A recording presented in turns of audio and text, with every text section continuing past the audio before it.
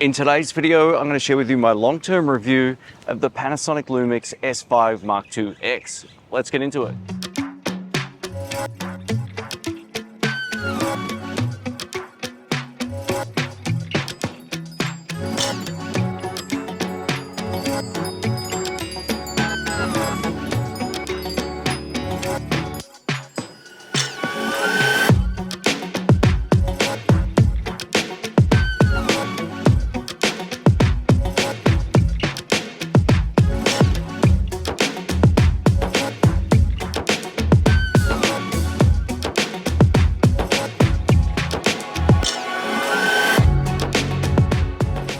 Welcome back, folks. My name's Shane. In today's video, I'm coming to you from the lovely Fort DeRussy Park here in Waikiki, Hawaii. It's absolutely beautiful here. The beach is just a short walk down there, and we have some beautiful, majestic looking mountains over on this side. So it's a really cool place. I hope you like this video. If you do find it helpful, leave a thumbs up.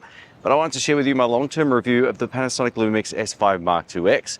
I've had the S5IIX for about a year now, and while my original video covered a lot of the specs, this will focus mostly on how this performs in the real world. So if you're looking for a user experience review video, that's what this will hopefully cover. If you've been thinking about getting an S5 Mark II or S5 Mark IIX, I'm going to talk about which one you should buy depending on your scenario a little bit later on. I'll timestamp everything down below, and if you find this video helpful, please leave a thumbs up. I really appreciate it.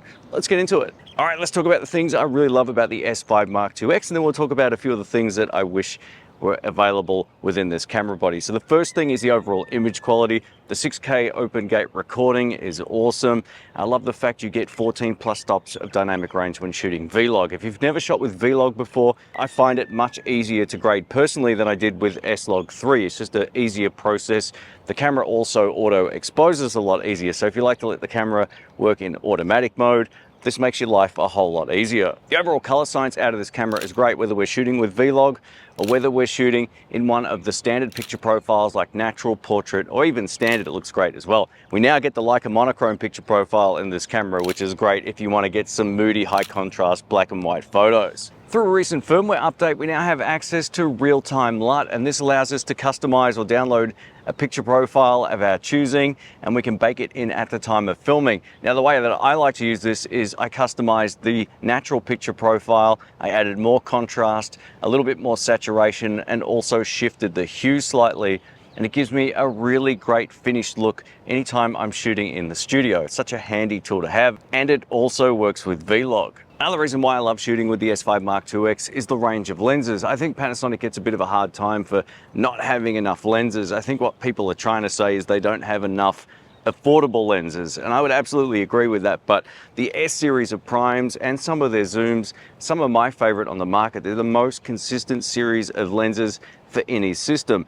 Optically, these lenses are excellent. If you're a video shooter, there's no focus breathing, or it's so low that you won't need any sort of focus breathing compensation or digital corrections in post, which end up cropping in on your image. I've got all the prime series of lenses from the 18 all the way to the 85, and overall these are just my favorite series of lenses. I've owned Sony G Master lenses, and I prefer the consistency of these, and I think f1.8 is fast enough for most shooting situations. Another benefit to the S series of primes is we get excellent autofocus. This is mostly due though to Panasonic's phase hybrid autofocus, but the great news is the new lenses have new motors. It's nice and snappy. They're optimized for autofocus with these camera bodies, and they just work. And I've had no problems with this camera tracking me at a distance using human tracking.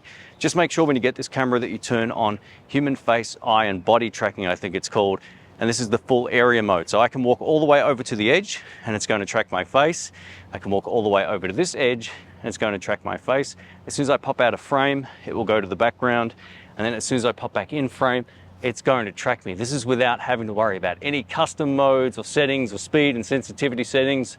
It just works. If you watched my last video, you're well aware that the 20 to 60mm lens is my main everyday carry lens on my S9, but I also do use it on the S5 Mark IIX. And I think if you're thinking about getting this camera, it's a great first lens, which has become my main travel lens due to its versatility. If you're a video shooter, the S5 Mark IIX is an absolute monster. Not only does it have unlimited recording, we get active cooling, so you can let it run all day on a hot day and have no issues shooting with it whatsoever, which is always a good thing. But it allows us to shoot in MOV, MP4, Apple ProRes, and you can do so either out to an SSD thanks to the USB-C port on the side, or of course you can shoot with some V90 cards. But the cool thing about the S5 Mark IIX is even shooting 6K open gate, you can use the most basic of SD cards. This is a V30 SD card.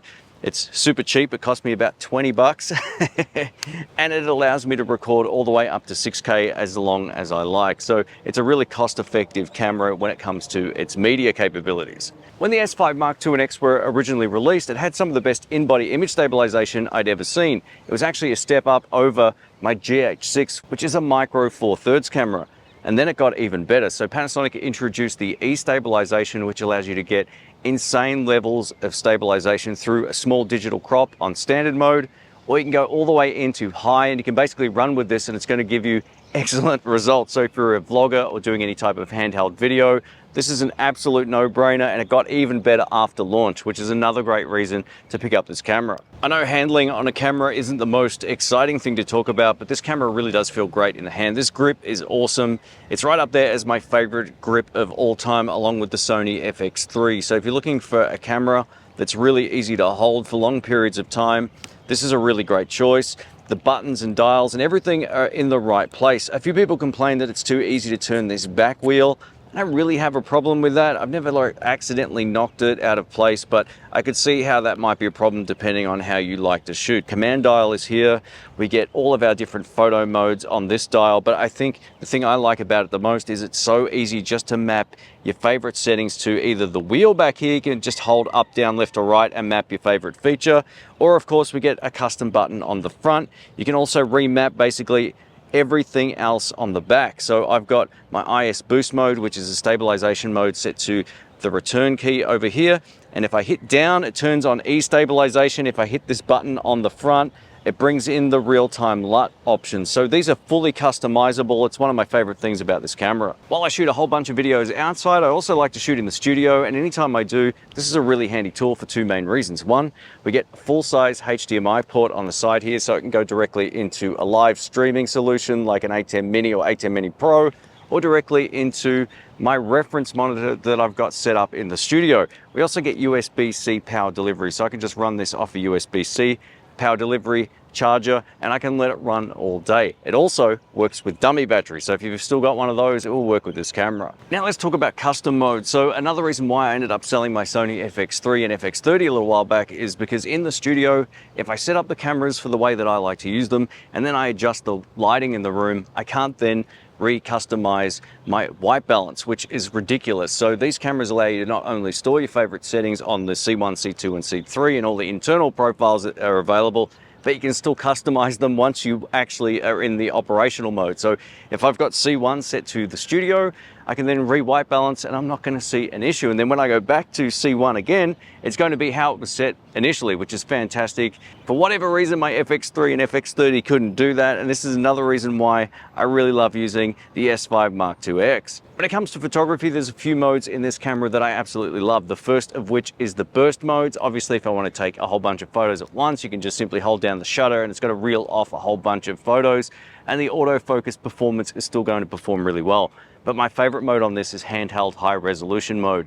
And this is where the camera takes a whole bunch of images in camera and compiles it into an almost 100 megapixel image, or thereabouts anyway. And the end result is insane. Not only does it drive down the noise floor, but it just looks spectacular. You can punch in and reframe in post, or you can just have a super high resolution desktop image. And that's kind of how I think about handheld high resolution mode on this camera.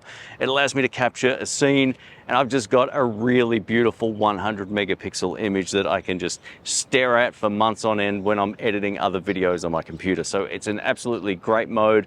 And whether you're shooting with the kit lens or one of these primes, it will give you great results. Coming from Micro Four Thirds, another thing that I can appreciate with the S5 Mark II and this X is the fact the low light performance is as great as it is. I was still able to get some really capable results with this 20 to 60 millimeter kit lens thanks to the ISO range of this camera. So if you've just got the kit lens, set it to 20 millimeters, and you should still get some really solid low light performance. But if you want the best, get a couple of these fast f1.8 primes. When it comes to shooting in higher frame rates like 4K at 60 frames per second, the image quality is great out of this camera, but it does crop into an APS-C field of view, which some people consider to be a deal breaker. For me, while it's not ideal, it's definitely not a deal breaker. I actually really like shooting in HD up to 150 frames per second. If you've ever seen my macro lens reviews, I tend to use that a lot when I'm shooting bees or insects flying around in the park. It just looks absolutely stunning, and the image quality and noise floor is extremely low. I also love the fact there's an S&Q option on the command dial over here, and this allows all of the slow motion to be slowed down in camera without audio. So you can set it up for 1080p at 120 frames per second, but set your frame rate to 30 and it will all be slowed down to save you doing it in post. If you want more flexibility in post-production with those slow motion frame rates, you can just simply select 1080p at 120 frames per second from the regular recording menu and then slow it down either 50% or 25% in post-production. It gives you more flexibility and it also retains the audio. Overall, the slow motion out of this camera is beautiful, but there's a few autofocus trade-offs which we'll talk about in just a moment. All right, I'm in the shade finally. I've taken off my sunglasses because otherwise I would have been shooting out in the sun like this the entire video like I did on my last one, which is not a good look. So it's either sunglasses or squint city. So I opted to wear sunglasses. Anyway, let's talk about a few of the trade-offs with this camera. If you have found this video helpful, please leave a thumbs up, leave a comment below, let me know as well, it really helps. And don't forget to subscribe and click the bell for future videos. There's a few trade-offs with this camera and a few potential workarounds, so let's get into it. Let's start by talking about the audio capabilities of this camera. So the cool thing about it is it allows you to record up to 4 channels of audio, but the biggest complaint is that it always records 4 channels of audio. And if you're just using a wireless pack like I am right now, you have to continually disable the second set of audio channels in post-production every single time. And that's true, it does do that. And if you leave the second channel of audio enabled, you get more white noise in your signal. So remove it, it will give you much clearer audio. So that's kind of like the workaround for one. But the main workaround here is if you shoot in the MP4 option, it doesn't give you the 4 channels of audio. So that's a quick workaround for a very simple problem. Maybe the biggest complaint with the S5 Mark II X is the autofocus modes at higher frame rates. And for whatever reason, Panasonic have disabled HD at 50 or 60 frames per second from utilizing phase hybrid autofocus. I don't understand why. It doesn't really make any sense. The LUMIX S9 has this capability. Why on earth isn't it on the S5 Mark II X?